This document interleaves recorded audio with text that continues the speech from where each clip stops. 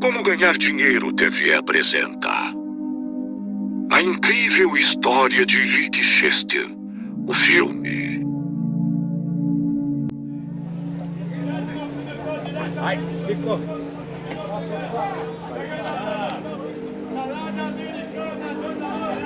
Nasci em Pitangui, interior de Minas Gerais, uma cidade com 25 mil pessoas quando eu nasci. E caos da miséria, né? Eu costumo brincar que existe a classe A, B, C, D, E, F, depois do lugar onde eu nasci. Falo isso com muito orgulho que eu consegui sair de lá. Eu sou filho da miséria, da escassez, de fato. Nasci no caos da miséria. Eu tive facilmente a opção arma ou conhecimento, arma ou trabalho. Eu tive essa opção desde criança, né? Porque eu nasci no meio do caos da periferia. A galera fala da classe C porque não tem noção de quantas classes tem depois da classe C. É complexo a caminhada. E onde tudo está ali à sua disposição o tempo todo, inclusive o trabalho honesto. E eu sou filho de um pedreiro e de uma dona de casa. Meu pai, ele baixa escolaridade e minha mãe do lar. Então o que dava para fazer era qualquer coisa que não exigisse muita escolaridade, que por outro lado, quem tivesse disposição conseguia fazer. Em resumo, trabalho braçal, mão de obra barata, era o que dava para fazer. Então, até o 7 meu pai ficava migrando de cidade em cidade, onde que dá. Hoje dá para cortar uma lenha de não sei onde, meu pai vai. Amanhã tem uma casa para construir na cidade tal, meu pai vai. E nessa de meu pai vai, leva todo mundo. Aquela parada de pegar as poucas roupas que tinha, colocar dentro do ônibus ou num caminhão e ir mudando de lugar para lugar, porque era onde tinha o trabalho é que dava para ficar. Que onde tinha um trabalho é que você conseguia chegar no dinheiro e automaticamente você conseguia comer. Era correr mesmo da miséria, da fome, da escassez, era isso. E aí, aos 7 anos de idade, nós trabalhando em uma carvoeira, fazendo carvão, minha mãe sofre derrame cerebral nessa carvoeira, porque o trabalho pesado demais, tinha que encher forno de carvão, tirar forno de carvão, encher caminhão de carvão, era muito tenso. E os filhos todos pequenos. O mais velho, nessa época, tinha 13 anos, eu tinha 7, eu sou o filho do meio. Aí minha mãe sofreu derrame cerebral. Pegaram a minha mãe e levaram para a cidade mais próxima dessa carvoeira, que era Campina Verde. E chegou lá, o médico falou, meu pai falou, olha, não dá nem para mexer na paciente aqui, porque vocês andaram muito com a paciente, com sangue derramando na cabeça. Se vocês quiserem arriscar levar para Uberlândia, leva, porque só em Uberlândia, que era a cidade mais próxima de lá, mas esse mais próximo era mais de 300 quilômetros, então era horas de viagem. Aí vai meu pai com a minha mãe e os filhos dentro de um caminhão para Uberlândia. Chegou em Uberlândia, o médico olha para minha mãe, muito pior do que ela chegou em Campina Verde, vira para meu pai e falou, ó, não tem como fazer nada para essa paciente, nós vamos até operar, mas é operar por operar, você pode chamar os filhos aí para ver a mãe pela última vez, porque dificilmente ela passa dessa cirurgia. E aí meu pai chama os filhos, não para ver a mãe, chama os filhos para uma reunião. E ali começa a história de sucesso de Rick Chester, porque meu pai, apesar de ser um pedreiro, um cara que estudou pouquíssimo, ele teve uma percepção de chamar, não permitiu que os filhos entrassem para ver a mãe, mas ele saiu para conversar com os filhos. Aí meu pai vira para esses filhos e fala, olha, nós precisamos fazer a nossa primeira reunião de empresa. E aí eu falei, como assim, pai, reunião de empresa? Eu sempre fui um cara muito curioso, né? Ele falou, apesar de estarmos no caos da miséria, o comportamento aqui precisa ser empresarial. Então, se por um lado nós não temos muita coisa, por outro lado nós temos uns aos outros. E ter uns aos outros é muito mais importante do que ter muita coisa. Principalmente quando se refere a dividir a dor e multiplicar a felicidade, que uma dor dividida ela é só uma parte da dor para cada um. A felicidade, quando ela se encontra no abraço, ela é 2 vezes mais felicidade para cada um. E aí meu pai falou, quem está falando é o líder de vocês, meu pai falando, a outra líder está na cama, segundo a medicina, ela não passa, e vocês são os liderados dessa empresa. E o líder está comunicando aos liderados que eu vou precisar contar com vocês caso a outra líder não consiga passar. Eu posso contar com vocês? Era muito forte o que meu pai estava me falando, no leito de perder uma esposa. Todos os irmãos falaram, pode. Ou seja, o líder tinha um liderado do lado dele em um momento de dor, que é difícil pra caramba. Isso mostra que o líder pode sentir dor sim. Aí meu pai sentiu que estava com a equipe nas mãos, entrou e falou com o médico, olha, se a única opção que tem é fazer cirurgia, para tentar, vamos tentar. Aí ele falou, você vai trazer os filhos? Ele falou, não, já conversei com eles. Aí o médico entrou para fazer cirurgia, isso era 1985. Tem 37 anos que essa cirurgia foi feita, tem 37 anos que aquela doninha que está lá em casa até hoje não passaria daquela mesma cirurgia. O que o médico não sabia é a força do Deus vivo que a gente serve. Quando ele entra na cirurgia, mudou tudo, mudou o cenário. E ali começa a minha história de sucesso, porque ali eu ouvi pela primeira vez os termos trabalho em equipe, empresa, pensamento empresarial, ter uns aos outros e conhecer a força do Deus vivo que até hoje eu sigo. E eu falei, com essa soma de fatores aqui, eu faço o que eu quiser na terra. Voltamos para Pitangui, porque não dava também para uma recém-operada estar dentro de uma carvoeira, fazendo carvão, não tinha como. Aí era só meu pai, que os filhos não conseguiam ajudar muito nessa época. E só que Pitangui não tinha emprego, aquilo que eu te falei. Aí meu pai falou, cara, eu vou ter que voltar para o campo para colocar comida na mesa. E aí ele chamou a equipe novamente e falou, nós precisamos fazer a nossa segunda reunião de equipe. Aí eu pensei, pô, esse negócio de equipe é interessante. Segunda vez que meu pai fala disso. E aí meu pai fala o seguinte, Pitangui não tem emprego, eu vou ter que ir para a estrada, só que o derrame cerebral da sua mãe me permitiu imaginar que a qualquer momento pode faltar o líder. Então a minha missão não é mais apenas colocar comida na mesa, a minha missão é formar sucessores, porque pode acontecer de eu tentar agora numa viagem dessa e não conseguir voltar. E como a mãe de vocês está acamada, a minha preocupação agora é, se o líder faltar e a líder faltar, qual dos liderados está preparado para assumir a empresa? Então a minha missão passa a ser, para além de cuidar de vocês, alimentando, etc, eu preciso cuidar na ideia de formar líder. Estou indo viajar para trazer comida para casa. Caso eu não volte, guarde essas 5 coisas que eu vou falar com vocês. A primeira, identifique o principal dom de vocês e depois passe o restante dos dias na terra lapidando isso. A segunda, o conhecimento praticado transforma qualquer pessoa comum em uma mente extraordinária. E essa mente extraordinária consegue alcançar qualquer resultado extraordinário. A terceira, não cobre da terra santa aquilo que você não semeou nela. A vida é a lei da semeadura. Se não plantou, não cultivou, não reclame do seu resultado. Se plantou, cultivou, mas abandonou o cultivo ou abandonou o plantio, não reclame do seu resultado. Você só vai colher daquilo que você plantou e cultivou. A quarta coisa, jogue em equipe. Sempre, jogue em equipe. Estuda em venda, tudo é venda o tempo todo. A quinta coisa, caso eu não volte, cuide da líder enquanto vida ela estiver. E se porventura ela não suportar, o mais preparado de vocês, assumam a equipe. Cara, era muito forte para um pedreiro, que também tinha o primário, tá falando para 5 crianças praticamente, com a mãe acamada. Sim. E aí meu pai foi viajar. E eu fiquei pensando, o que será esse negócio de identificar dom? Pô, uma criança, né, cara? Esse negócio de lei da semeadura, que a Emília falou, a vida é a lei da semeadura. Eu falei, o que é semeadura? Como assim o conhecimento transforma? Eu era curioso, eu ficava me perguntando essas coisas. Só que o mais preparado tinha 13 anos de idade, era meu irmão mais velho com 13 anos, que era office boy de pedreiro, é uma maneira leve, né, de não chamar meu irmão de serventão. E ele era o mais preparado porque ele era o único que tinha recurso financeiro. E a minha primeira ótica dele foi pegar os irmãos e matricular na escola. Meu pai sempre nos ensinou, os mais velhos cuidam dos mais novos. Escola pública, né? E eu era o ralé da escola que eu estudava. Aí chego lá na escola, os garotos começam a falar que carne era gostoso.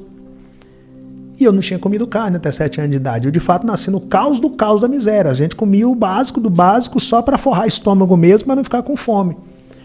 Aí eu entro na rodinha dos amigos de escola e falo, o que é carne? Aí eles riram de mim. Foi a primeira vez que riram de mim na minha vida. Aquilo foi muito marcante para mim, né?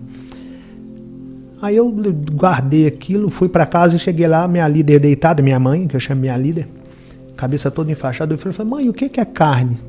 Ela também deu uma risada. Eu falei, mas não é possível, porque até minha mãe vai rir de mim. Eu falei, por que a senhora tá rindo? Ela falou, meu filho, esquece isso. Eu falei, não, mãe, não vou esquecer não. Os meninos riram de mim lá na escola.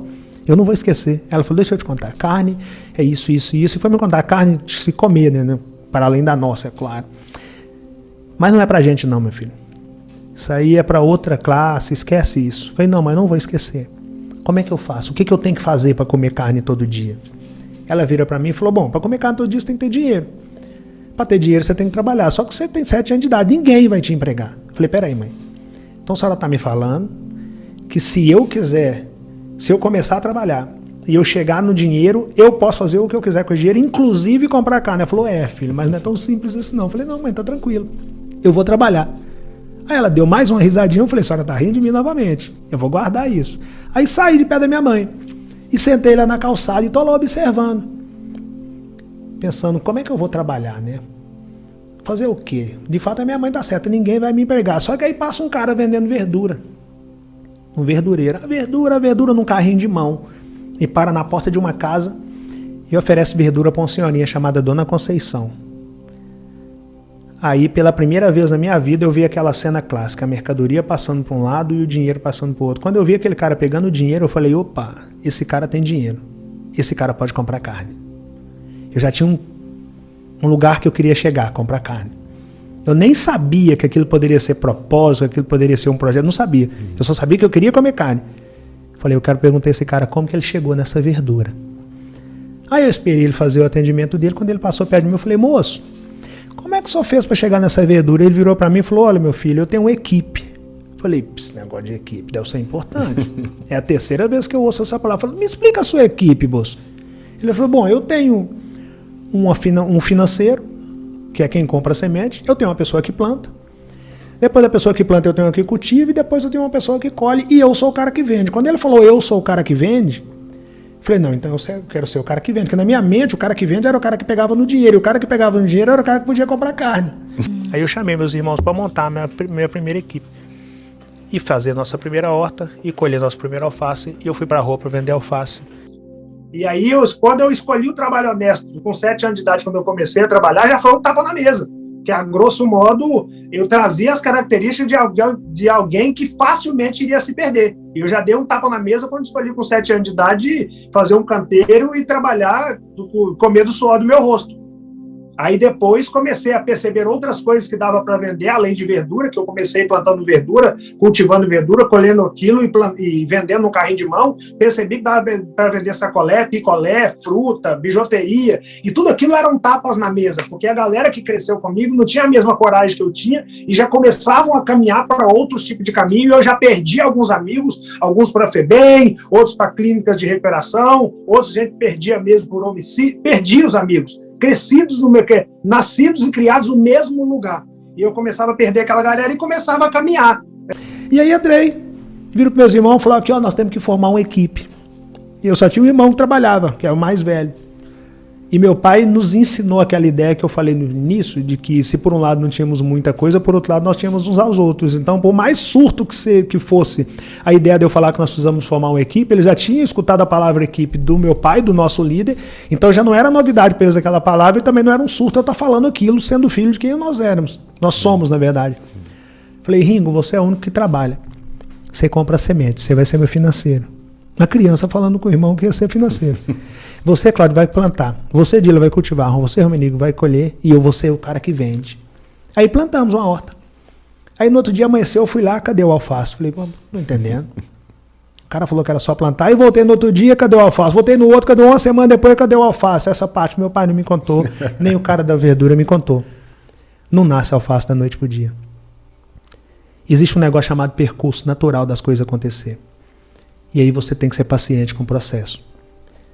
Eu comecei a regrar todo dia e esperar. E ali eu não sabia, mas eu começava a desenvolver o controle emocional, de esperar o tempo necessário para que as coisas naturalmente acontecessem, desde que eu não tivesse abandonado o que eu tinha plantado e não tivesse deixado de cultivar aquilo que eu tinha plantado, para que eu pudesse colher quando aquilo crescesse de maneira saudável. Logo depois que o alface cresceu e eu comecei a vender, eu vendi tudo no primeiro dia. E no primeiro dia que eu vendi tudo, eu parei numa casa de carne.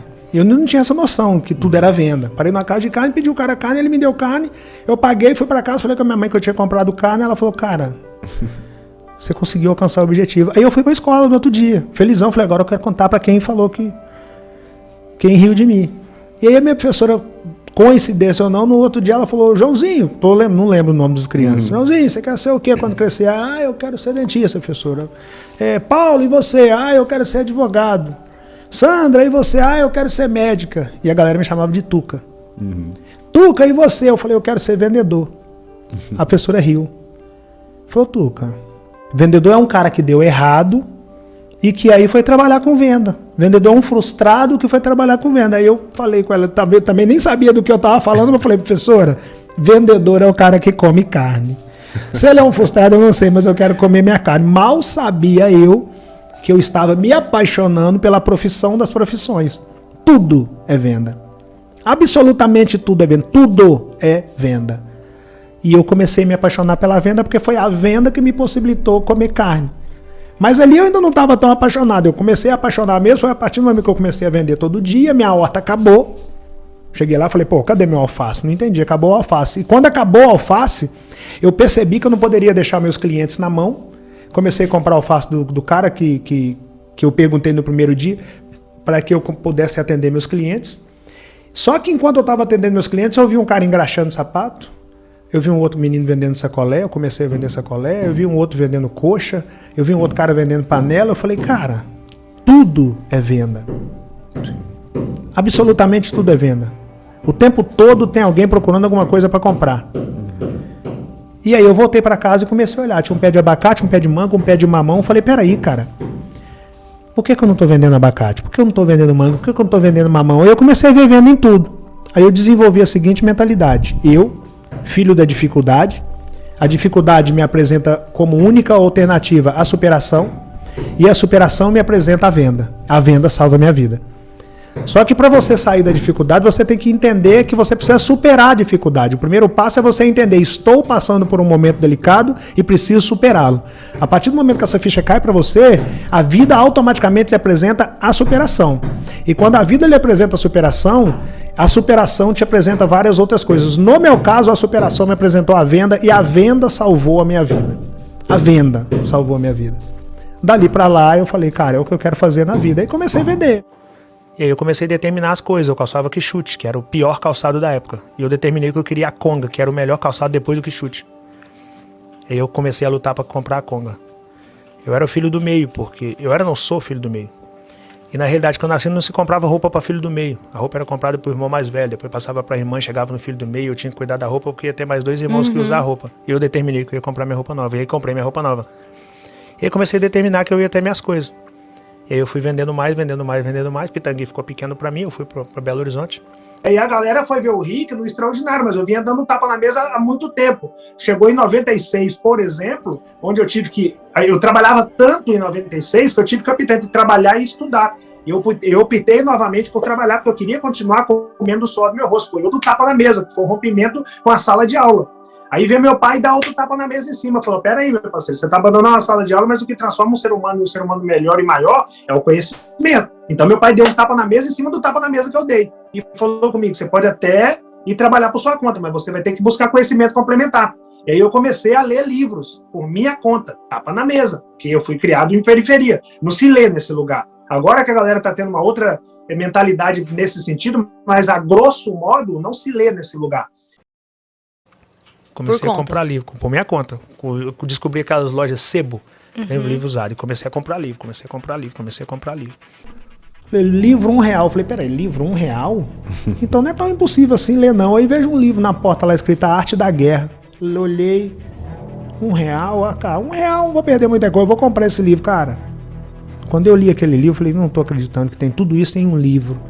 Aí comecei a me apaixonar pelo conhecimento, por buscar conhecimento. E nessa época eu vendia na rua. Os caras que vendiam comigo falavam, cara, você pirou, irmão. Leitura, você tá doido, cara. Você vende caqui. Você vende bijuteria no centro do Barreiro, que é uma região de Belo Horizonte. Você tá achando mesmo que leitura vai fazer diferença? Vai vender, irmão.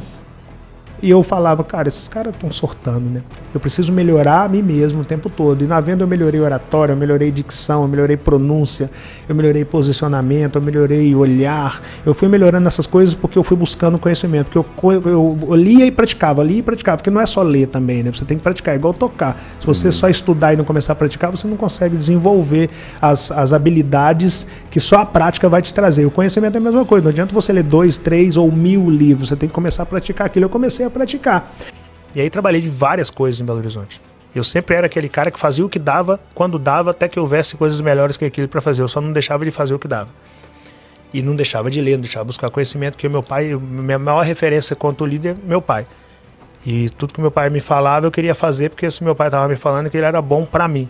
Meu pai, a preocupação do meu pai era a nossa família. A preocupação dele era faltar ele e eu não ter conhecimento para tocar, para seguir aquele barco. Então eu levava a risco. Então eu lia muito. Apesar de ter nascido e sido criado no caos da miséria, estando morando ou em bairro carente de cidade pequena ou em periferia de cidade grande, meu pai não buscou filho em presídio, minhas irmãs não engravidaram na adolescência, e todos comem do suor do seu rosto com dignidade e através da honestidade. E já é vitória pra caramba, claro, considerando o cenário que nós nascemos. Com certeza. Só que quando veio essa crise de 2016 para 2017, aí eu falei, cara, deu para mim nessa cidade. Vou para um lugar que eu consiga visualizar outras coisas.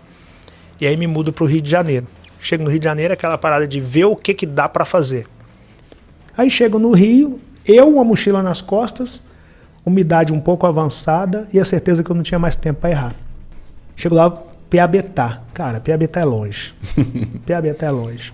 Piabetá é Baixada Fluminense, Magé, Baixada Fluminense, Duque de Caxias, quase já em Petrópolis. 2 horas de Copacabana, não ia dar para ir para Copacabana. Eu comecei a vender bala no trem. Aí comecei a vender bala no trem, comecei a fazer alguns negócios no trem, comecei a render. Vale lembrar que eu cheguei no Rio sem dinheiro, eu tive que arrumar um dinheiro emprestado, R$10, foi o suficiente. Dona Roseli me emprestou R$10, eu comecei a vender bala no trem.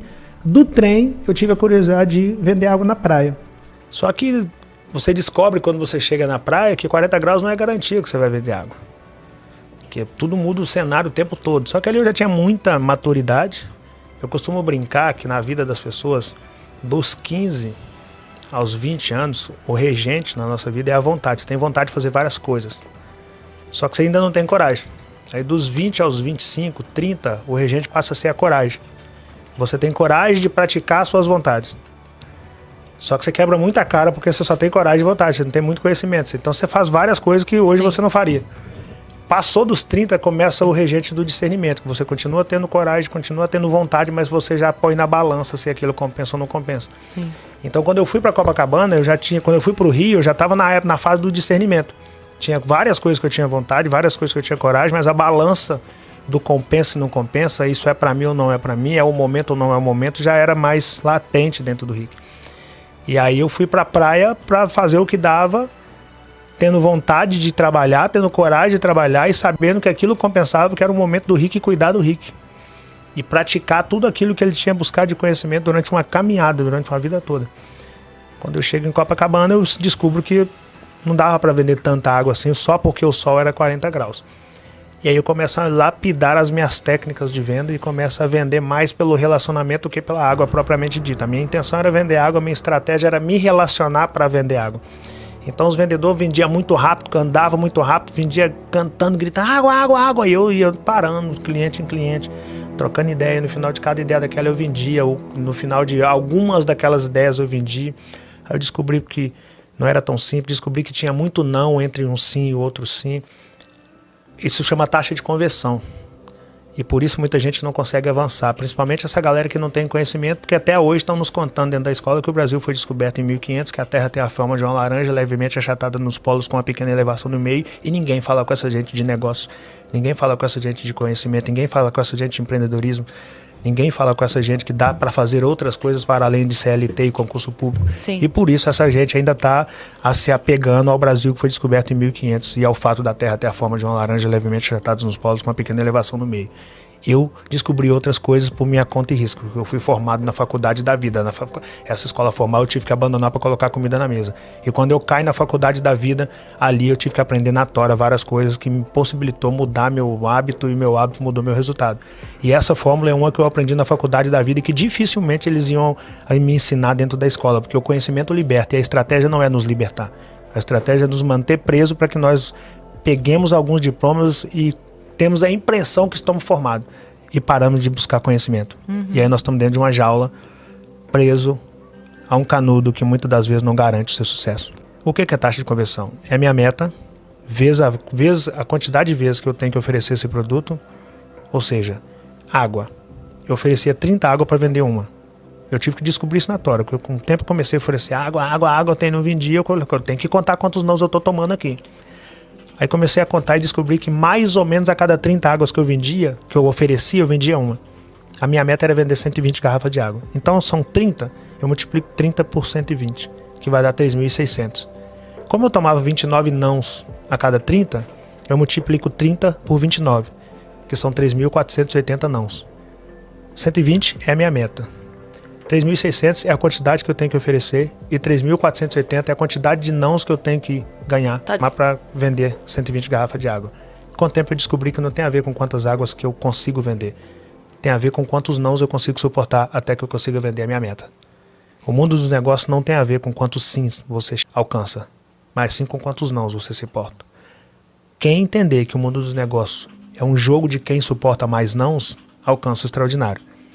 Quem achar que o mundo dos negócios é um jogo de quem consegue mais sim, fica pelo caminho.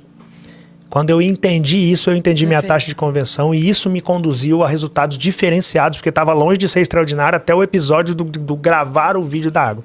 Até ali eu tinha um resultado diferente dos demais, porque eu já tinha cálculos matemáticos, eu já tinha educação financeira, eu tinha controle emocional para suportar 29 nãos. Tem gente que começa a vender água na praia, pega a caixa de isopor no primeiro dia, vai todo animado, toma 15 nãos e fala, isso não é para mim. E por que não é para ele? Não é por causa do sol, não é por causa dos nãos, não é por causa do peso da caixa de isopor, é por causa da falta de controle emocional. Aí ele pensa que não é para ele. Eu já tinha controle emocional. Eu tinha educação financeira, eu não conseguia ganhar rio de dinheiro vendendo água, mas eu conseguia ganhar 300, 400 reais. Num dia bom, eu conseguia ganhar um valor desse.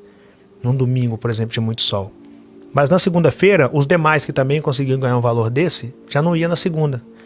Eles se reuniam na segunda para fazer um churrasco, para ir para casa da piscina, para ir para não sei onde, e na segunda eu estava lá novamente. Porque eu sabia que a concorrência era menor. Uma vez que eles não estavam na areia, tinha menos concorrência para a mesma oferta. Eu estava lá na areia vendendo. Quando chegava na terça-feira, eu tinha o dinheiro que eu ganhei no domingo, o dinheiro que eu ganhei na segunda e a possibilidade de ganhar dinheiro na terça. Eles não tinham o dinheiro que eles ganharam no domingo, eles não tinham ganhado nada na segunda e eles não tinham nada para investir para tentar ganhar na terça. Eu estava anos-luz à frente deles. E aquilo começou a formar em torno do Rico um diferencial e um instinto de liderança que começou a servir como base para os demais. A galera começou a me perguntar, como é que você faz? Como é que você vende? Como é que você consegue esses cálculos? Como é que você chegou nessa taxa de conversão? Como é que você conseguiu desenvolver esse controle para suportar tantos nãos? Aí eu comecei a contar para aquela galera e eu descobri que ensinar venda dava mais dinheiro que vender. E aí eu comecei a vender a ideia de como eu fazia para ter aquele resultado, mesmo que pequeno, mas aquele resultado pequeno era melhor que o resultado dos demais e os demais queriam aquele resultado. Sim. E eu tinha muita tranquilidade para fazer isso. Até o dia 28 de março de 2018, quando eu tô lá vendendo, tranquilão, e um senhor me pede uma água, eu chego para atender o senhor, ele está acompanhado de um outro rapaz. Aí eu tô atendendo o senhor e o rapaz tá conversando com a terceira pessoa e falando que o Brasil tá em crise, eu tô indo embora, isso aqui já deu, eu sou gatolado, isso aqui é o fim, misericórdia nisso aqui, essa ideia do brasileiro que esse lugar aqui é improdutivo. Eu tô vendendo água pro cara e tô escutando o cara falar, gatilho da observação. Aí quando eu termino o atendimento, eu viro e falo, meu parceiro, desculpa tá te incomodando, mas o Brasil não tá nessa crise toda que você tá falando não. Pra que eu fui falar isso pra esse cara? Esse cara se levanta, olha pra mim, eu com a caixa de isopor na mão. Eu já não sou muito bonito, né? Mas na época eu era, vendedor de praia, pouquíssimos recursos, não tinha dinheiro para se tratar. Infelizmente, é a realidade da maioria. Sim. E para quem já é desprovido de beleza, complicou ainda mais, né? O cara vira para mim e falou, olha para você, irmão, isso é o retrato da crise, cara. Como assim o Brasil não está em crise? Você está no do subemprego e vem me falar que o Brasil não está em crise? E ele falando, eu rodei o mundo todo. Eu tô indo embora desse Brasil por causa de ignorantes como você, porque aqui no Brasil até um reles vendedor de areia pensa que pode falar de crise. Eu tô só ouvindo ele falar. Quando ele terminou de falar, eu agradeci o senhor que estava do lado dele. Eu falei, meu parceiro, obrigado. Se precisar de outra água, eu tô aqui. Com relação ao senhor, respeito a sua posição, o que me cabe respeitar. Opinião não se discute. Se precisar de uma água, eu tô aqui também. Eu rejeitei ofender quem me ofendeu. Porque eu costumo dizer que o agressor, o ofensor, ele só consegue ficar de pé no ringue dele. Se você responde uma ofensa com outra ofensa, você se torna ofensor, se você está ofendendo. Se você responde agressão com agressão, você está agredindo. Se você responde humilhação com humilhação, você está humilhando. Ele só consegue ficar de pé no ringue dele. Quando você rejeita responder da mesma maneira, é como você dar um soco da boca do estômago do cara, porque ele perdeu a luta sem que você tivesse que subir no ringue dele. Quando eu falei com ele, obrigado, se precisar de uma água, só me dá um toque, quanto a opinião está respeitada, e virei, aí o cara foi para a revolta da revolta, porque eu não subi no ringue dele. Ele vira pro cara que eu comprei a água e fala, esse neguinho que vende água em Copacabana pensa que pode falar de crise. Aí eu ouvi aquilo.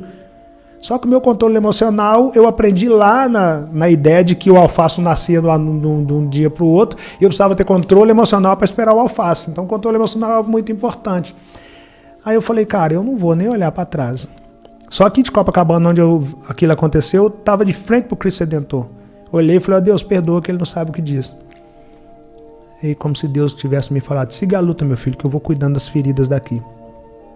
Só que aquilo ficou na minha cabeça, né, cara? Porque eu já tinha essa percepção de preconceito, já tinha toda essa percepção, cara, neguinho que vende água que não pode falar de crise. Falei, cara, quer saber? Eu leio desde 1997, esse cara não sabe para que ele falou isso. Eu como carne desde 7 anos de idade e a galera falou comigo que não era possível, eu tô comendo a minha carne. Eu sei que eu ainda não cheguei na picanha, mas eu como. Eu vou falar de Cris, tá aí. Aí eu fui pra casa, Magé, longe pra caramba, e fui pensando, o que eu vou falar, né? Porque eu não sou desse mundo virtual. Internet é um negócio muito complicado, não é meu mundo, posso errar aqui não. Chego em casa, eu morava em uma casa, um barracão, 4 cômodos e um banheiro. A minha sala não tinha nem sofá, um carpetezinho simples, um rack pequenininho, aquela televisão de tubo grandona. Sim. Dificilmente tem agora. Peguei meu celular, encostei na televisão, apertei o botão do play e gravei. Falei o que é o vídeo da água, porque pra mim era fácil falar aquilo. Então faz o seguinte, arruma R$10 emprestado, vai pra Central do Brasil amanhã e compra uma mala de água mineral e meio saco de gelo. Pega tudo e vai pra Copacabana, cedo. Chegando lá se vende uma água por R$4, R$5. Vamos considerar que tu vai vender tudo a R$4 e vai tomar 2 águas. São 10 águas, tu vai vender a R$4, são R$40, tu investiu 10, são 300% de lucro. Tu volta por cento, compra um isopor de 25 litros por R$18, sobram R$22. Tu vai pra casa com essa grana e descansa no outro dia, vai pro centro novamente. Compra 2 malas de água mineral, meio saco de gelo e vai pra Copacabana novamente. Com 24 garrafas de água mineral, vou considerar que tu vai tomar 2, sobram 22 vezes R$4, se vender tudo, são R$88, com 7 que sobrou de antes, são R$95. Em 2 dias tu teve um lucro de 850%. Aí tu volta pra casa, pega R$10, paga aquele maluco que te emprestou, isso chama manter as portas abertas, é importante isso. Aí você tem ainda 750% no bolso, no outro dia vai pro centro novamente aí contigo. Ah, vender água não dá pra você não? Então a crise no seu caso não está no país, está dentro de você. Pega a visão.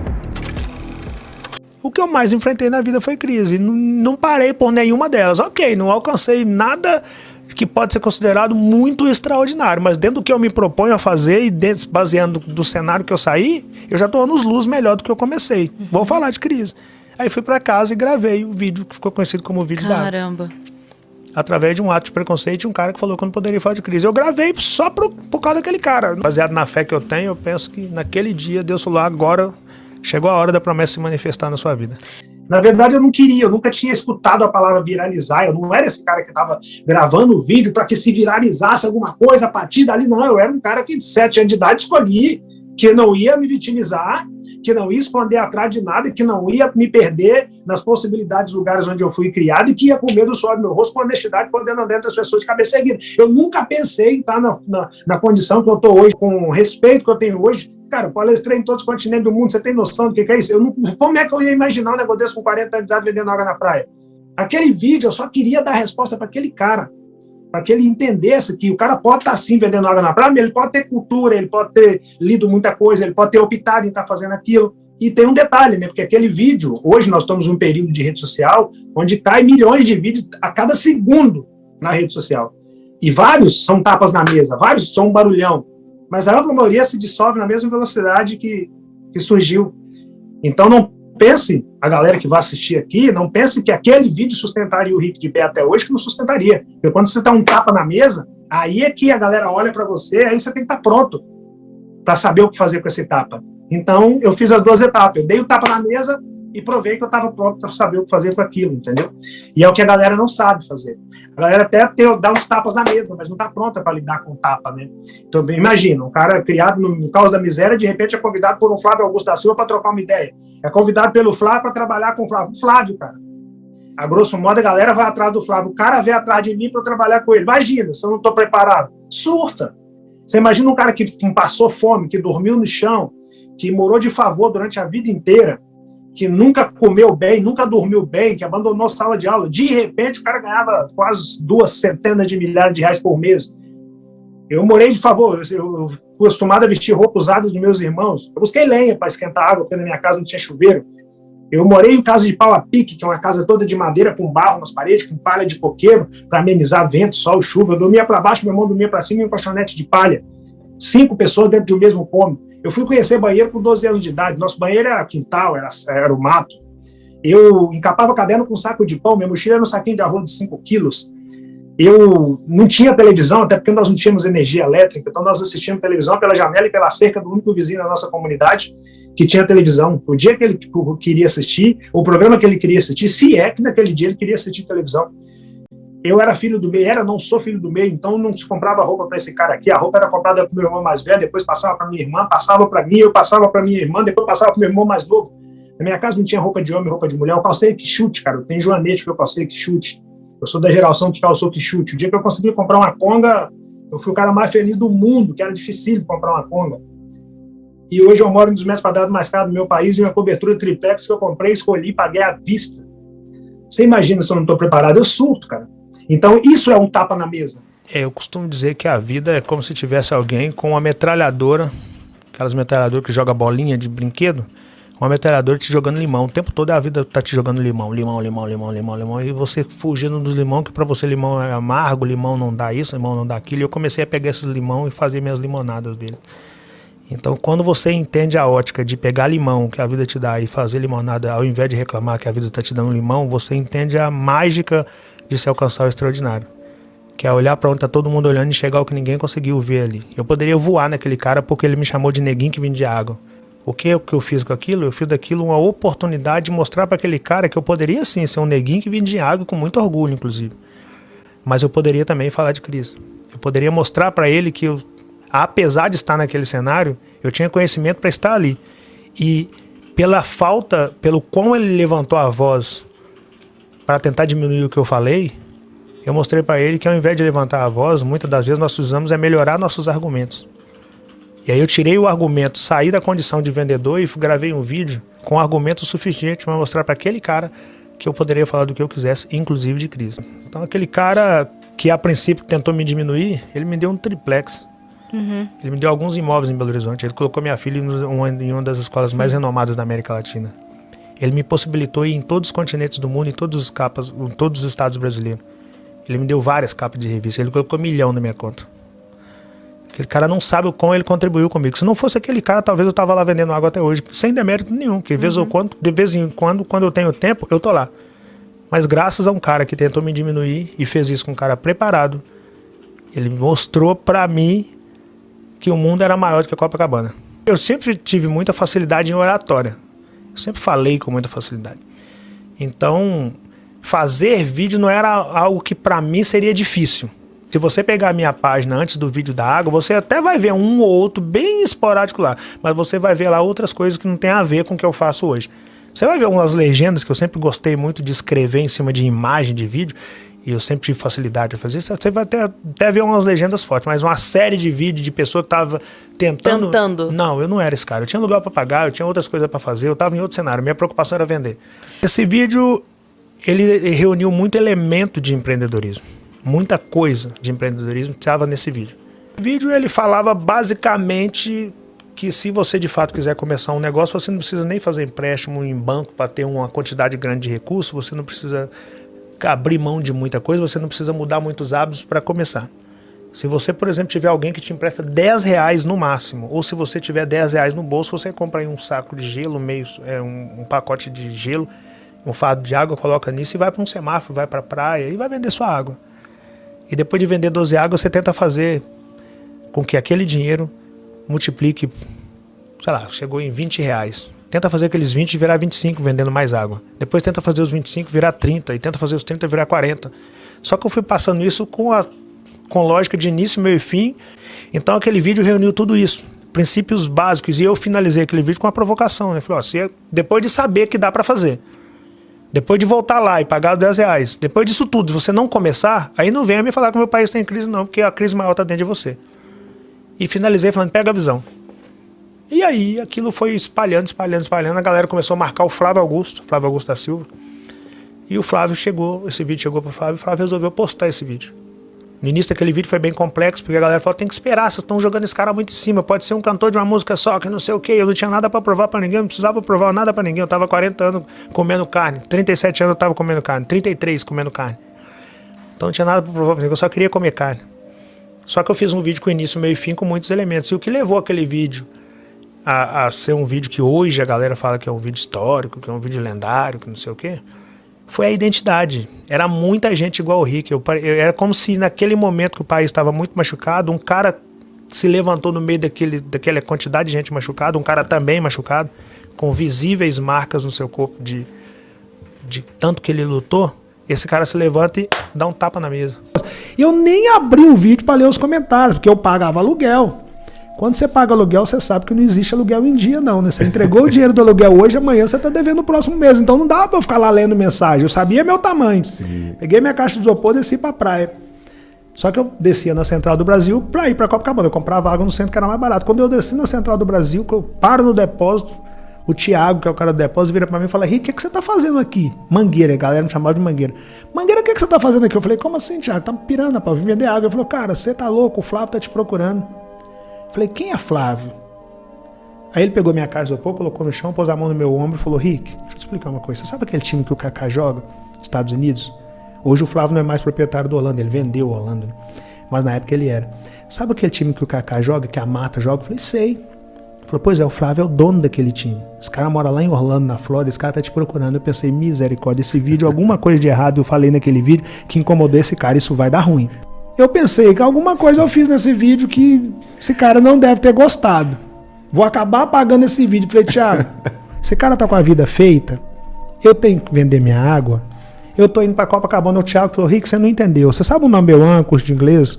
A Wiser Educação, Buzz Editora, o meu sucesso.com, Powerhouse. Falei: sei, Thiago. Falei: tudo desse cara, Rick. Sabe o Geração de Valor? Falei: sei, já li os livros de Geração de Valor. Falei: pois é, o Geração de Valor desse cara aí que eu fui associar que o Flávio era o cara do Geração de Valor. Sim. Falei: Thiago, beleza, mas eu vou vender minha água, eu não sei o que eu fiz contra esse cara, tô indo vender minha água. O Thiago: Rick, você não adianta, vai. Aí fui pra praia. Quando eu cheguei na praia, eu descobri que todo mundo conhece o tal do Flávio. O Flávio tá de... Todo mundo na areia falando do tal do Flávio. Eu não tinha Instagram na rua. Eu costumo brincar que o meu plano de internet era daquele: se abrir o Instagram na rua, lá se foi dados móveis. Aí não tinha como eu abrir a mensagem do Flávio. Passei o dia todo vendendo e o povo em cima de mim: o Flávio, você é doido, irmão, o cara quer falar com você, o cara é bilionário. E eu, pé cravadíssimo no chão, já me decepcionei muito na vida. A gente é gato escaldado, tem medo de água quente, né? E aí fui para casa no final do dia, depois de cumprir meu papel de vender, não perdi a missão de vender. Chego em casa, abro meu Instagram e tá lá uma mensagem do Flávio: cara, olha, meu parceiro, eu não sei se você sabe o que você fez naquele vídeo. Sei que você entrou numa lacuna aí que você virou um assunto e eu quero te conhecer. Postei seu vídeo. Primeiro conteúdo que eu posto na página Geração de Valor, que é a página do Flávio. O primeiro conteúdo em 9 anos não produzido pelo Flávio é o seu vídeo que eu postei. Eu quero te conhecer. Eu vou no Brasil poucas vezes no ano e eu vou mandar umas passagens para você. Eu, quando estiver no Brasil, eu quero te conhecer. Eu pensei: esse cara não vai mandar essas passagens para me conhecer, né? Quando eu olho no meu Instagram depois, alguns dias depois, tá lá a passagem. Falei: cara, não é que o cara mandou a passagem, cara? Aí pensei: pô, esse neguinho vai voar. Aí eu fui para Curitiba, o Flávio veio de Orlando, foi para Curitiba. Eu me lembro quando o Flávio chegou em Curitiba, ele me chamou. Eu cheguei mais cedo, ele pediu uma das pessoas que trabalha com ele para me apresentar o prédio todo, que é a sede das empresas dele em Curitiba. E aí quando ele chegou, ele subiu o elevador, parou no andar que eu tava, ele chamou todo mundo no andar assim: pega aí, para aí, só para um pouquinho. Aí chamou todo mundo, me abraçou e falou: guarda o rosto desse cara, esse cara vai bombar. Eu olhei para ele e pensei: eu vendo água, cara, você pirou. O que eu sei fazer é vender. E aí ele entrou comigo para uma sala, falou: cara, me fala um pouco de você, eu preciso entender de onde vem seu raciocínio. Eu comecei a contar para ele várias dessas coisas que eu te contei aqui. Ele achou muito interessante, ele me contou também a história dele, que ele também começou com pouquíssimos recursos, nasceu em Jabu, Zona Oeste, do lado de Bangu, Realengo, Senador Camará, aquela região ali. Não nasceu no caos da miséria que eu nasci, mas também não nasceu com os privilégios que muita gente imagina. E começou a caminhada dele ali, foi galgando, entrou para a Marinha. Depois ele começou a trabalhar vendendo curso, depois resolveu começar a história dele com ele por ele mesmo. Mas é um cara que pegou ônibus lotado igual a gente, etc. Que teve a luta dele de anonimato, de suor de rosto, de começar com pouco. Ele teve isso. Sim. Eu falei: cara, sua história se parece com a minha. Claro que eu não passei por um texto que você passou, mas sua história se parece muito com a minha. Cara, eu quero te fazer uns convites pra gente tentar algumas coisas junto aí. Ele me falou de algumas coisas, eu viro pro Flávio, depois de ouvir os convites, falo: cara, eu preciso ir em Minas ouvir meu pai. Eu, um homem de 40 anos. O Flávio vira pra mim e falou: cara, meu amigo, eu já tinha achado o vídeo extraordinário que você fez, mas essa atitude de estar aqui e falar que tem que ir em Minas ouvir o seu pai é gigantesca. Nem sei se você tem noção desse gesto, mas eu sempre tive, porque meu pai para mim é uma referência inenarrável. E aí ele falou, vá lá e ouça então seu pai. Se ele permitir, você me dá um toque. Me deu o número dele. Chego em Minas, conto tudo pro meu pai, ele não é desse mundo de internet. Negócio de Instagram, provavelmente meu pai nunca tinha escutado falar em Instagram, Facebook, não era o mundo do meu pai. Contei tudo pra ele. Ele, terminou, meu filho? Eu falei, terminei. Ele falou, deixa eu te falar 2 coisas. Você lembrou que você tem 40 anos de idade? Eu falei, não, pai. Ele falou, pois é, você tem 40 anos de idade. Então, essa pode estar sendo a sua primeira grande chance na vida. Já pensou nisso? Eu falei, não tinha pensado por esse lado não. Ele falou, então antes de você pensar, deixa eu te falar a segunda.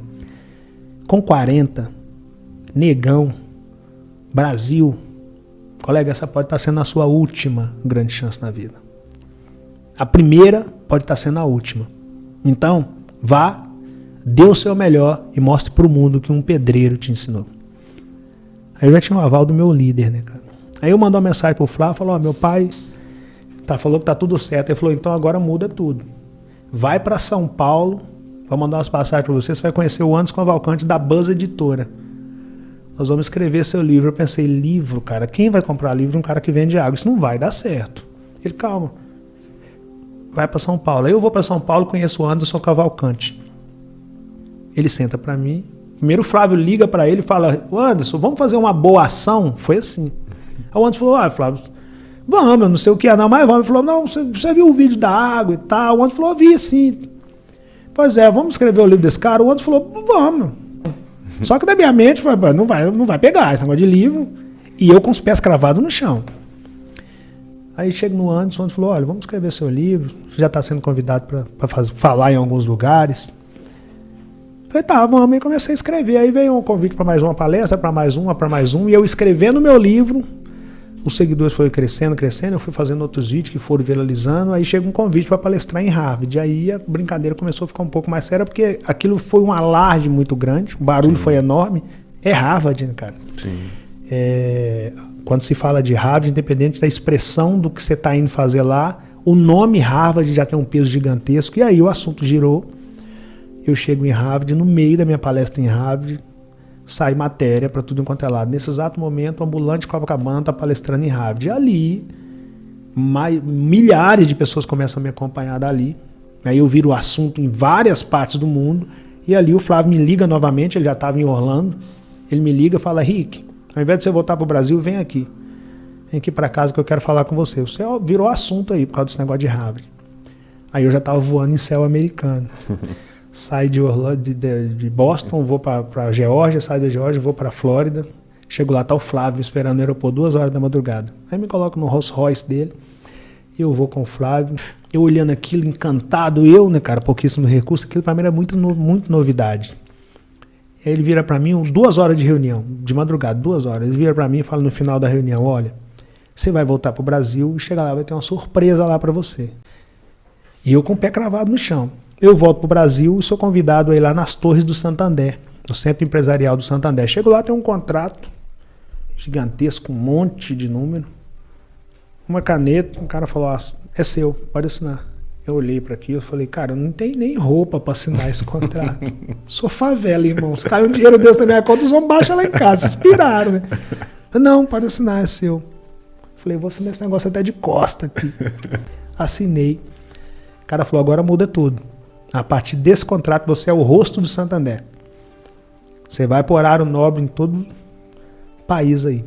Ali, eu comecei a gravar o comercial do banco e fui para... O rosto espalhou. Aí o Danilo me chama para fazer uma matéria, o Danilo Gentili. Sim. Aí depois o Fantástico, depois o Domingo Espetacular, depois a Fátima Bernardes, depois a Ana. E quando eu vi, eu tinha ido em praticamente todos os grandes programas. Isso muito rápido. Meu rosto foi pro outdoor, relógio de metrô. Aí a coisa tomou uma outra dimensão. Aí foi capa da primeira revista, da segunda.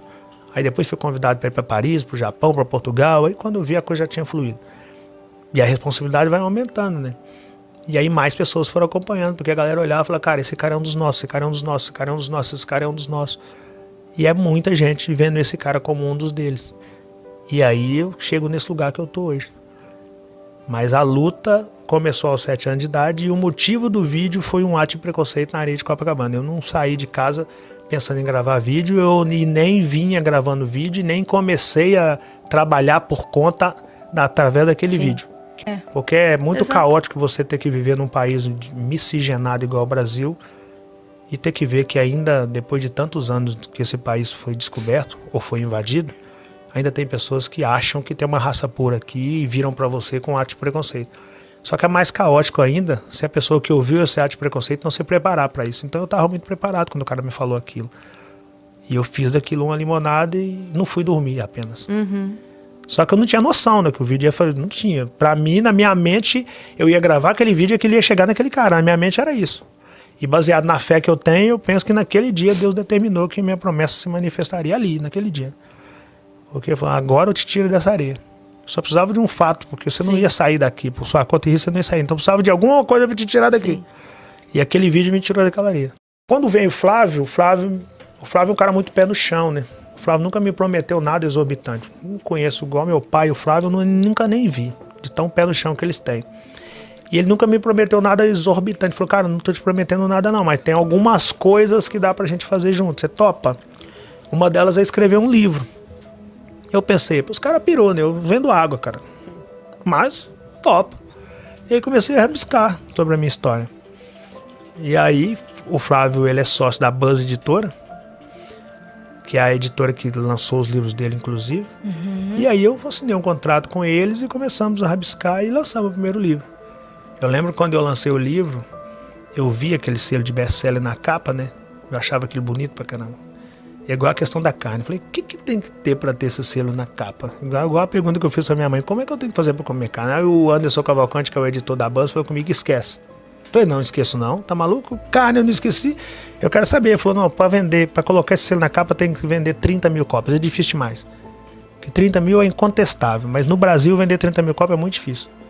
Eu falei, tá beleza. Sim. E eu sim, não vai vender. Aí vendeu 1.000 cópias, 1.500 cópias. Falei, mas é lançamento, é novidade, meu nome tá aí, então... Aquele negócio do pé no chão do cara que já acha, como sua mãe, não é pra você não, então não empolga não. Aí vem convite para palestrar na faculdade de Paris, depois o convite para palestrar no Japão, em Portugal, e o livro começou a vender. 2.000 cópias, 3.000 cópias, 5.000 cópias, 10, 15, 20, 25, 30 mil cópias. Aí o Anderson me liga e fala, Rick, eu tinha te falado para não empolgar, mas vendeu 30 mil cópias. Eu já tava felizão, né? Quando eu queria ter o livro com selo de best-seller, não por vaidade, mas porque quando eu vi aquilo, é aquela questão de acreditar e ver a coisa acontecer. Aí vendeu 40 mil. Aí depois vendeu 50, 60, 70, 80, 90, 100 mil cópias. 200, 300. Ele é o segundo que vendeu. Hoje passaram de 5 milhões de cópias dos dois. O Anderson me liga e fala, cara, você vendeu 100 mil cópias de livro no Brasil, isso é difícil pra caramba. Nessa altura do campeonato eu já tinha palestrado em todos os estados do meu país, já tinha sido capa de várias revistas, já tinha viajado o mundo todo. Mas essa caixa simboliza que eu sei de onde eu venho. Eu acredito muito que não importa para onde eu vá, só me importa de onde eu venho. Os desafios que vão vir pela frente, seja eles quais forem, eu vou encarar, mas eu tenho que ter a hombridade de poder voltar por onde eu passei e ser reconhecido nesses lugares. Então eu nunca vou jogar essa caixa fora. É difícil pra caramba, mas você escolhe qual que é o difícil que você quer escolher. Você quer escolher a dificuldade de morrer ancorado na mediocridade ou você vai escolher a dificuldade de alcançar o seu extraordinário? Eu escolhi a dificuldade de tentar alcançar os meus extraordinários. O meu extraordinário, a princípio, era só comer um pedacinho de carne. Só que depois eu descobri que dava pra fazer mais que isso. E aí eu alcancei o difícil de querer comprar Kombi, o difícil de querer comprar roupa nova e o difícil de querer não mais dormir no chão. E de tanto escolher os meus difíceis, acabou virando livro. Se você pegar o meu segundo livro, eu tenho uma frase que inclusive está na contracapa do meu segundo livro, que diz, esqueça o resultado final. O segredo do sucesso faz morada no percurso. Quando você tem esse entendimento, você vê que o prazer está no percurso, cara. Você não tem que querer chegar no dinheiro como objetivo. O dinheiro tem que ser meio, o objetivo tem que ser outro. Se o dinheiro for final para você, se o dinheiro para você for fim, você vai lutar para ter dinheiro, depois vai ter dinheiro, não vai ter felicidade com o dinheiro no bolso. Agora, se o processo para você for o que te leva ao seu propósito, aí você vai ver que o segredo do sucesso está no percurso, está na jornada, não está em chegar, em cruzar a linha de chegada. Está em correr a maratona. E por isso você vê um atleta dar a vida na maratona e quando ele cruza a linha de chegada, ele desaba no chão. Ou seja, o prazer dele está na vida que ele deu na maratona. Cruzar a linha de chegada foi consequência de correr a maratona. Então, eu sempre fui apaixonado pelo percurso. Até porque, nascido na realidade que eu nasci, não dava para ousar sonhar muita coisa. Seria quase que uma utopia. Quando eu crescer, se Deus quiser, eu vou ter uma cobertura triplex. Você é louco, mano. Como é que eu vou sonhar uma parada dessa? Eu nasci no caos da miséria. Então não tinha como sonhar essas coisas, mas eu tinha prazer em ver o brilho no olhar na dona que comprava minha verdura, porque se ela compra aquela verdura, com o dinheiro daquela verdura, eu poderia comprar carne, que era a minha vontade. Então eu deixava a minha vontade, que era comer carne, e tinha prazer em ver a dona pegar a verdura, porque ali estava a venda. O brilho no olhar está no produto que você vende, no serviço que você oferece, que te possibilita chegar no seu propósito, no meu, no caso, comer carne. Então meu olho sempre brilhou por tudo aquilo que eu fazia, que eu faço. Eu chegava com essa água na praia, antes de eu começar a vender, eu virava para o mar, molhava meu pé na areia, abraçava com a minha caixa, olhava para a água e falava: dizem que os meus olhos brilham quando eu falo de você. Brilhava quando eu falava de água na praia. Eu não tinha a menor noção que um dia eu não ia fazer aquilo. Mas quando eu vendia água, meu olho brilhava. Para você ter uma noção, a minha advogada hoje era minha cliente em Copacabana. Tamanho era meu nível de relacionamento com as pessoas. A minha advogada, cara, ela era minha cliente na areia de Copacabana. Você tem noção do que é isso? Eu tratei e ela me tratou tão bem na época de areia de Copacabana que o mundo girou e hoje ela é minha advogada. Então, isso é um nível de percepção de relacionamento que eu fazia sendo vendedor ambulante de rua. E eu era um cara, assim, visivelmente com cicatriz, mas era muita cicatriz. Essa pele que você está vendo hoje aqui, ela foi trocada depois, umas 6, 7 vezes depois daquele vídeo da água. Eu tenho uma montagem que tem 2 fotos minhas, uma na época da areia lá e uma foto minha hoje. Você fala, esse cara fez 30 plásticos, não fiz nenhuma. É porque naquela época não tinha como eu ficar cuidando de pele, eu estava na selva, meu parceiro. Eu tinha que arranhar, tomar arranhão, era outra parada. Mas eu estava muito focado mentalmente. Por fora eu estava só o pó e a rabiola, como se diz na favela. Por dentro a mentalidade era de gigante. Me relacionava com todo mundo, articulava com todo mundo, ensinava para quem sabia menos que eu, aprendia aquilo que eu ainda não sabia, tinha maior cuidado com as pessoas, sempre pensando, se eu tiver aqui para um patamar acima, eu preciso estar pronto, então eu preciso lidar melhor com esse patamar aqui. Eu sempre pensava, se pintou um problema aqui agora, cara, eu tenho que resolver esse problema, porque eu estou nesse degrau da escada. E se eu não resolver esse problema nesse degrau da escada, se eu subir um degrau, o nível de problema lá vai ser maior. Então, se eu não conseguir resolver o problema desse degrau, não adianta eu ir para outro degrau. O problema lá é maior. Se lá a condição de ganhar é maior, a possibilidade de lucro é maior, se der merda lá, o problema é maior, cara. Então tem que resolver esse problema nesse degrau da escada aqui. Aí eu comecei a desvendar algumas coisas no degrau que eu estava. Eu sempre apaixonava pelo degrau que eu estava, eu dava a vida pelo degrau que eu estava, e isso automaticamente construía o próximo degrau ou me levava para o próximo degrau. E hoje os caras não querem saber do degrau, os caras chegam pro Rico e falam: Rico, onde é que tá a escada? Não é assim, cara. Porra, a minha é construir, irmão, você tem que construir a sua. É quantos degraus? Fala, mano, quantos você quiser. Não tem fundo do poço nem topo. Tem todo lugar que você chega tem um próximo nível. Tem um próximo nível pro cara que tá morando na rua, tem para mim, pro Flávio Augusto, pro Barack Obama, pro Bill Gates, para qualquer um, cara. Para você, para qualquer um. A diferença é como cada um de nós lida com essas mesmas 24 horas, com essa mesma riqueza que é o tempo distribuído igual por Deus para todos nós. Um dia tem 24 horas para mim, para você, para todos esses outros que vão nos assistir, para os bilionários, para os paupérrimos, 24 horas para todo mundo. O que muda é a maneira que cada um de nós usamos essa moeda preciosa que é o tempo e o que nós conseguimos enxergar e quais são as correções que nós conseguimos fazer em nós mesmos para tocar para frente. E isso tudo é percurso, cara. Isso não é final, isso tudo é percurso. E quando a galera entender que é o percurso que te leva para o próximo nível, a galera vai cuidar melhor e vai ser mais apaixonada pelo percurso, vai ter mais prazer, mais brilho no olhar e lidar com o percurso. É assim que funciona. Você tem que tomar mais cuidado com o que você está plantando e cultivando, se é que você está plantando e cultivando, porque hoje a galera quer fruto, a galera não quer plantar nem cultivar, a galera quer fruto. Onde é que está o fruto? Quando eu começo a colher, eu falo, tá, você plantou o quê? Não, mas não, você plantou o quê, colega? Não, mas você plantou o quê? Me fala o que você plantou, que eu vou te falar quando você começa a colher. A galera não quer nem plantar. E sem plantio não tem cultivo, ou seja, não tem percurso. Você não plantou, não tem percurso, cara. E sem plantio e cultivo não tem colheita, simples assim. Se a galera não entender esses básicos, a galera vai se perder na caminhada e depois ainda vai, para diminuir o mérito de quem conseguiu alcançar, vai chamar de sorte. Ah, não, mas o Rick deu sorte. Ah, mas o Rick é 1 em 1 milhão, meu parceiro. O meu comprometimento comigo sempre foi o seguinte, eu sempre virei pro espelho e falei, olha, cara, dizem que é 1 em 1 milhão que consegue, mas se for 1 em 1 milhão, esse 1 sou eu. E se for 2 em 1 milhão, sou eu e mais 1. Se for 3 em 1 milhão, sou eu e mais 2. Mas eu vou me incluir nessa parada aí da minoria que vai chegar, porque senão você vai falar, cara, é 1 em 1 milhão. Só que não é 1 em 1 milhão. O Rufino chegou, o Flávio chegou, o Rick chegou, o Fulano, o Joel chegou, e aí vai. Não é 1 em 1 milhão, é quantos quiser em 1 milhão. A pergunta que fica é quantos realmente querem, para além do discurso. Né? Essa é a diferença. Né? Quantos realmente querem? O Silvio Santos era camelô, cara.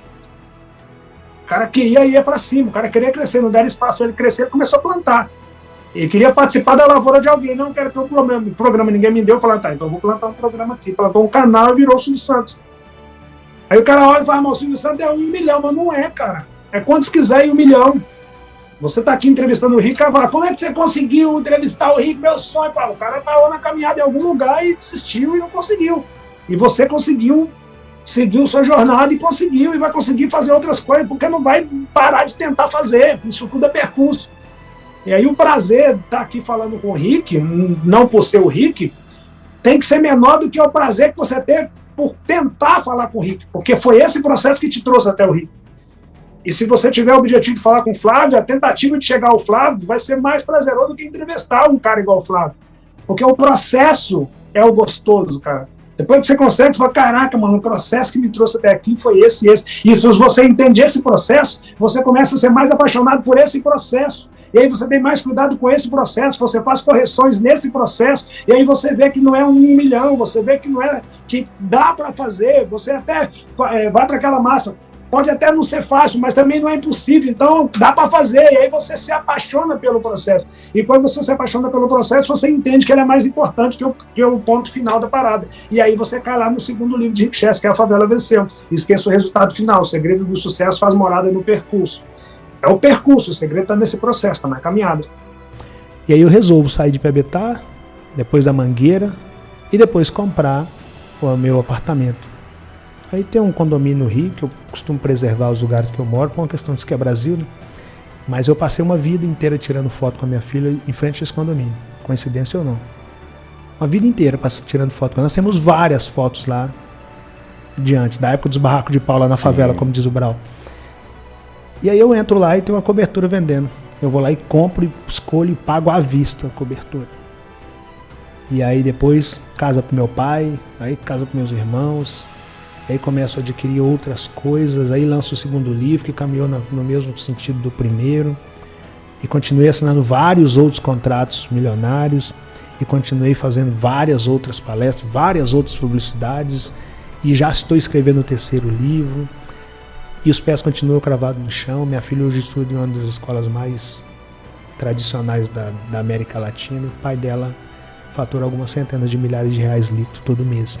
Sou um cara que eu penso que a minha caminhada pode espelhar muita gente, não pelo CPF, mas porque eu sei que hoje eu sou grito dessa gente, intitulado por essa gente. E tudo que essa gente precisa é se espelhar em igual, entendeu? Então, um cara de pé levanta 10, mas se levantar mais 10, esses 10 levanta 1000 e a gente vai embora levantando pessoas. Então, a ideia é honrar e não desonrar a 47ª frase do hino nacional da nossa gente, que diz, verás que o filho teu não foge à luta. E eu espero estar cumprindo meu papel, não fugindo da minha luta e tentando ser exemplo, provavelmente, de pessoas possíveis.